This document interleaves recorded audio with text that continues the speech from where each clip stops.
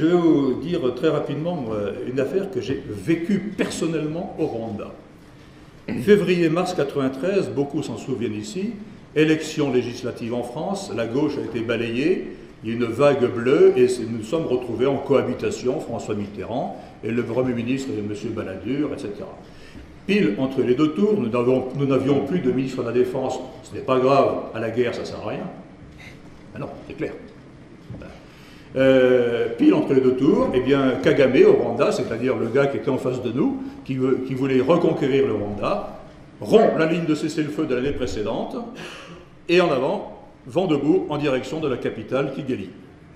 Sur place, j'avais une quarantaine d'hommes qui faisaient de l'instruction. Et alors là, je reçois à Bayonne, je commandais le régiment à Bayonne, je reçois un appel téléphonique. Bon, tu connais la situation là-bas? Oui, oui. Tu connais la situation en France aussi? Oui, oui. Bon, ben tu vas là-bas demain, et puis tu fais pour le mieux, tu n'auras jamais d'ordre écrit. Fabuleux, hein, fabuleux, mais en même temps casse-gueule. Bon, j'y vais, je récupère les garçons qui étaient sur place, nous étions donc 70. En 8 jours, nous rassemblons l'armée rwandaise qui était en déroute, 23 000 hommes, nous rétablissons le front, et nous commençons à repousser Kagame. Et à ce moment-là, en France, on avait changé de gouvernement.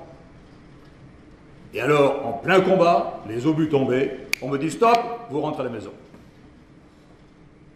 En plein combat. On avait tué 3000 hommes. Voilà ce qu'est la politique française en Afrique dans les 40 dernières années. Ça, c'est le cas le pire, bien entendu, mais tout est à l'image de cela.